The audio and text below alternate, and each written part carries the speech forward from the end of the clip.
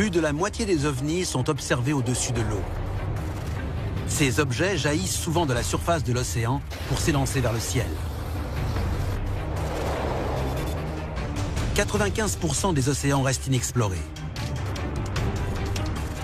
Personne ne peut donc établir qu'il y a une activité extraterrestre dans les fonds marins, ni ce qu'ils préparent si cette présence est réelle.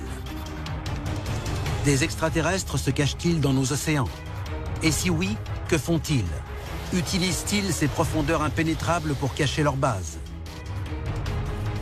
Nous allons tenter de faire toute la lumière sur la menace que représentent les objets sous-marins non identifiés, les OSNI, aujourd'hui dans Alien Files.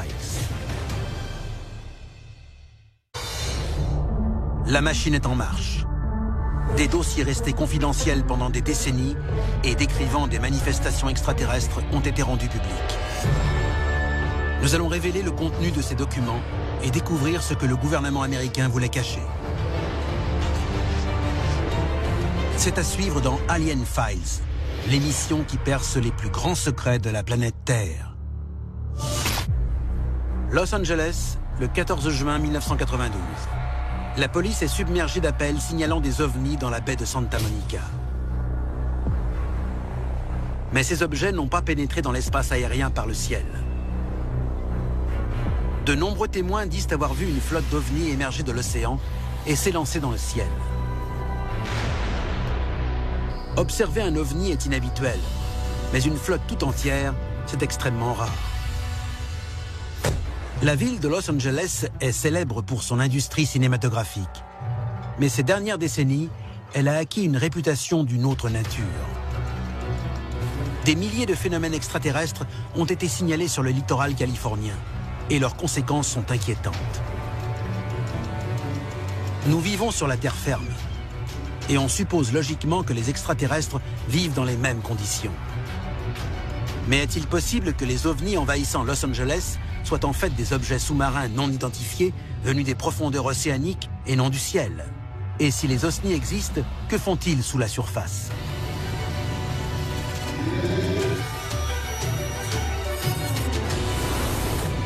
Dossier déclassifié, l'incident du missile. 10 novembre 2010. Un objet non identifié s'élance du Pacifique vers le ciel de Los Angeles. Les témoins déclarent que cet OSNI ressemble à un missile de croisière. Cet événement sème la panique dans la ville. Les témoins craignent que les États-Unis aient été attaqués par des missiles envoyés par un sous-marin ennemi. Les autorités demandent des explications à l'armée, mais on ne leur en fournit aucune. La marine américaine déclare qu'il n'y avait aucun sous-marin étranger lançant des missiles et confirme qu'il n'y a eu aucun tir américain.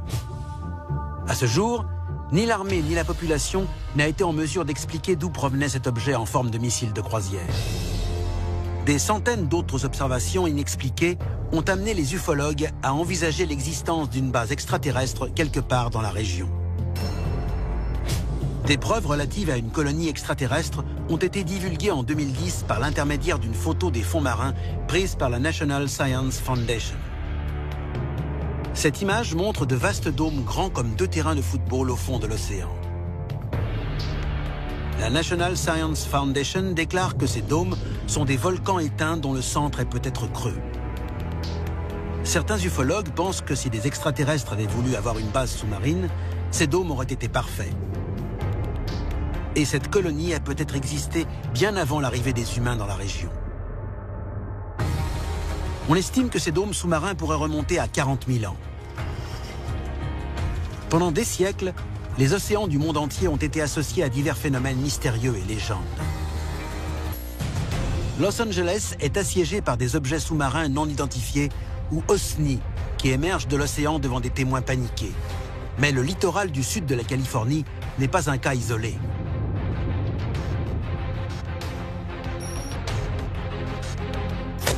Porto Rico, le 8 octobre 2002. Un objet rouge et brillant émerge de l'océan à une vitesse foudroyante et survole la zone pendant quelques minutes avant de plonger à nouveau dans l'eau. C'est un phénomène très inhabituel pour plusieurs raisons. Il a émergé de l'océan, ce qui est assez rare, puis il a plané un moment. Donc, c'est un objet qui ne craignait manifestement pas d'être vu, ni d'être détruit ou attaqué.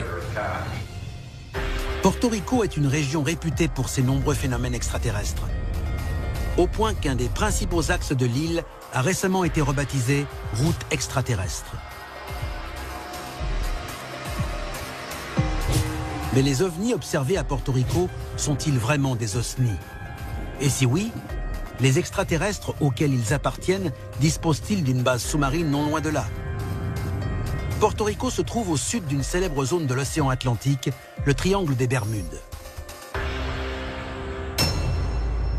Christophe Colomb a décrit une lumière étrange dans le ciel de la région et est sans doute le premier homme à avoir observé un phénomène extraterrestre.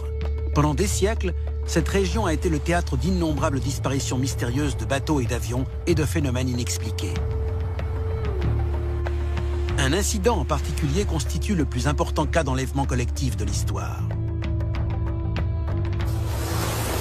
Dossier déclassifié, le vol 19. Le 5 décembre 1945, 5 bombardiers torpilleurs de la marine américaine transportant 14 membres d'équipage décollent pour une mission d'entraînement au-dessus du triangle des Bermudes. Mais au cours du vol, les communications radio entre les avions révèlent un grave problème. Le vol 19 a signalé que tout à coup, ils ne savaient plus où ils étaient. Ils ne reconnaissaient pas ce qu'ils voyaient. Tout paraissait d'une couleur différente. Ils ont dit que tout était blanc. Leurs boussoles se sont affolées et après, ils ont perdu le contact avec le monde extérieur. Le vol 19 disparaît des écrans radars. La marine envoie immédiatement un hydravion à leur recherche. Mais il disparaît à son tour avec 13 membres d'équipage à son bord. Un navire de passage dit avoir observé une explosion dans le ciel et une nappe de pétrole. Mais aucun corps ni aucune épave ne sera jamais retrouvé. Qu'est-il arrivé aux hommes du vol 19 et de l'avion parti à leur secours? De nombreux spécialistes se demandent si les bombardiers se sont réellement écrasés. Pourquoi l'avion parti à leur recherche s'est-il lui aussi mystérieusement volatilisé? À ce jour, les ufologues restent persuadés que cette expédition tragique s'est sans doute soldée par une rencontre du troisième type, un enlèvement extraterrestre. Si ces événements sont crédibles, et si un ovni est effectivement entré en contact avec les avions pour kidnapper les pilotes, alors cet incident est le plus important cas d'enlèvement de l'histoire perpétré par des extraterrestres.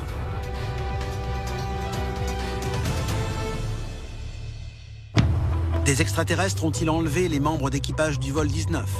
Ou bien une autre force était-elle à l'œuvre? Vers la fin de la Seconde Guerre mondiale, des pilotes de chasse américains observent régulièrement des boules lumineuses dans le ciel, appelées chasseurs fantômes. Les experts ne parviennent pas à identifier ces lumières, mais pensent qu'il s'agit d'une technologie avancée ennemie. Or, il se trouve que l'ennemi observe exactement le même phénomène. De nombreux ufologues pensent que les chasseurs fantômes sont d'origine extraterrestre. Aujourd'hui encore, personne n'est en mesure d'expliquer quel type de technologie est à l'origine de ces chasseurs fantômes. Des chasseurs fantômes ont-ils attaqué le vol 19? Pourrait-il s'agir d'OSNI opérant depuis une base sous-marine, comme les anciennes structures retrouvées au large de la Californie? Le triangle des Bermudes est considéré depuis longtemps comme le site ayant peut-être abrité la cité perdue de l'Atlantide. L'Atlantide aurait été engloutie au cours d'un énorme cataclysme il y a environ 10 000 ans. Et cette cité aurait accueilli une civilisation d'un autre monde. Certains ufologues pensent que des extraterrestres ont peut-être vécu sur la Terre, développé des sociétés pendant des milliers d'années et créé la civilisation de l'Atlantide. Des descendants de l'Atlantide sont-ils encore en vie dans les profondeurs océaniques du triangle des Bermudes? Et sont-ils responsables des nombreux phénomènes extraterrestres observés dans la région? Des objets sous-marins non identifiés sont régulièrement observés au large des côtes américaines. Ils émergent des profondeurs océaniques et planent quelques instants avant de disparaître dans le ciel. Mais d'autres OSNI auraient des intentions plus obscures. Shag Harbor, en Nouvelle-Écosse, le 4 octobre 1967. 5 amis roulent le long d'une route côtière la nuit quand ils repèrent un objet lumineux s'approcher d'un port voisin. Ils entendent ensuite un fort sifflement, semblable à celui que ferait une bombe, puis un énorme fracas. Le groupe s'arrête et sort de la voiture pour y regarder de plus près. Ils voient un objet imposant flotter à environ 300 mètres des côtes. Les 5 amis pensent qu'ils viennent d'être témoins d'un accident d'avion et contactent immédiatement les secours. Leur histoire est corroborée par au moins 6 autres témoins. 30 minutes plus tard, des bateaux de pêche locaux arrivent sur place. Mais ils ne trouvent aucune épave, ni aucun corps. Le lendemain matin, les autorités confirment qu'aucun avion n'a été déclaré disparu. L'objet observé à Shag Harbor est qualifié d'OVNI. La marine canadienne envoie une équipe de plongeurs qui passe la zone au peigne fin pendant 3 jours, mais sans succès. L'affaire est officiellement classée. Mais selon d'autres témoignages, l'histoire de Shag Harbor ne s'arrête pas là. Un membre de l'armée révélera plus tard que des radars ont d'abord repéré l'objet au-dessus de la Sibérie et ont suivi sa trajectoire jusqu'à la côte est du Canada. Là-bas, il a plongé dans l'eau et a longé le littoral, où il a été rejoint par un autre objet avant de disparaître. Le site sera surveillé pendant les 3 jours suivants par l'armée de l'air et la marine américaine. Mais les résultats de ces recherches restent inconnus. Qu'est-ce qui a plongé dans les eaux de Shag Harbor? Était-ce un OSNI? Et les plongeurs de la marine sont-ils vraiment revenus les mains vides? En 2008, l'Agence américaine pour les projets de recherche avancée de défense, mieux connue sous le nom de DARPA, annonce qu'elle travaille à la conception d'un sous-marin volant. Cet avion furtif sera capable d'approcher un littoral ennemi à une vitesse foudroyante, puis de s'immerger et de terminer son voyage sous l'eau, où des forces spéciales peuvent être déployées en toute discrétion. Ce nouvel avion peut-il être le fruit d'une technologie extraterrestre récupérée sur l'OSNI de Shag Harbor? Et ces OSNI sont-ils responsables de la disparition du vol 19 dans le triangle des Bermudes? Mais que sont devenus les disparus? Où ont-ils été emmenés? Un homme prétend avoir la réponse. Dossier déclassifié, Filiberto Cardenas. Miami, le 3 janvier 1979. Filiberto Cardenas est en voiture avec 3 amis quand il tombe en panne. Il descend pour regarder le moteur. Soudain, un énorme ovni apparaît au-dessus de la voiture. Les autres passagers voient l'engin braquer un rayon de lumière aveuglante sur leur ami et le hisser à l'intérieur. L'OVNI disparaît alors en emportant l'automobiliste. 2 heures plus tard, Filiberto Cardenas est retrouvé par un policier à 25 km du lieu de l'enlèvement. Mais la victime aurait parcouru une distance beaucoup plus importante. Filiberto Cardenas raconte que l'engin était occupé par 3 extraterrestres d'apparence humaine qui l'ont conduit jusqu'à une portion escarpée du littoral donnant sur un tunnel sous-marin. Les extraterrestres parlaient espagnol et ont mis leurs victimes en garde contre de futures guerres et catastrophes menaçant l'humanité. Au bout du tunnel, l'OSNI est arrivé dans une énorme ville sous-marine. Là-bas, Filiberto Cardenas a rencontré un autre humain enlevé lui aussi, qui lui a dit qu'il vivait avec les extraterrestres depuis des années. Filiberto Cardenas déclare que les extraterrestres ont ensuite procédé à plusieurs expériences médicales sur lui. À son retour, un examen médical révélera plus d'une centaine de marques d'aiguilles sur tout son corps. Miami se trouve à une extrémité du triangle des Bermudes. Cet OSNI a-t-il amené Filiberto Cardenas à la base sous-marine qui menace la région depuis des décennies? Est-ce que tous les disparus ont connu le même sort dans le triangle des Bermudes? Et est-ce la seule base extraterrestre à kidnapper des humains? Dossier déclassifié, le peuple Mantis. Los Angeles, le 14 juin 1992. Cette ville, réputée pour ses phénomènes extraterrestres, est le théâtre d'un événement observé par un nombre inédit de témoins, qui signalent tous des dizaines de lumières inexpliquées dans le ciel. L'ufologue Preston Dennett mène une série d'interviews auprès de ceux qui ont contacté les autorités ce soir-là. Et il n'est pas au bout de ses surprises.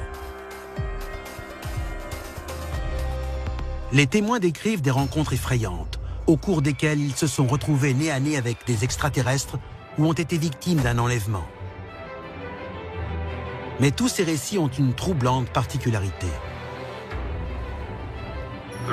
Ils m'ont tous raconté qu'ils avaient été emmenés sous l'eau. Un homme qui est médecin a été enlevé au large de l'île Catalina avec un ami. Il m'a dit qu'il avait été emmené dans une zone souterraine avec des parois rocheuses où se trouvaient des extraterrestres ressemblant à des mantes religieuses. Il ne s'agit pas du tout de la même espèce que les extraterrestres humanoïdes décrits par Filiberto Cardenas dans le triangle des Bermudes. Habituellement, on me décrit des extraterrestres gris, petits, avec de grands yeux et la peau blanche. Les extraterrestres de type mante religieuse sont beaucoup plus rares. Si ces témoignages sont vrais, de nombreuses espèces extraterrestres différentes opèrent depuis des bases sous-marines. Et dans le cas du sud de la Californie, cette menace est d'une ampleur très préoccupante. Les spécialistes des OSNI estiment que les témoignages concernant le littoral californien sont tellement nombreux que l'hypothèse d'une immense base sous-marine extraterrestre est très probable. Des objets sous-marins non identifiés émergent des océans aux quatre coins de la planète. Des avions disparaissent au-dessus du triangle des Bermudes et ne sont jamais retrouvés. Des témoins évoquent leur rencontre avec des extraterrestres ressemblant à des mantes religieuses et vivant sous les mers. Il devient de plus en plus difficile pour le gouvernement de discréditer tous ces incidents. Et la preuve de leur existence se trouve peut-être juste sous nos yeux. Mais la question est-il déjà trop tard ?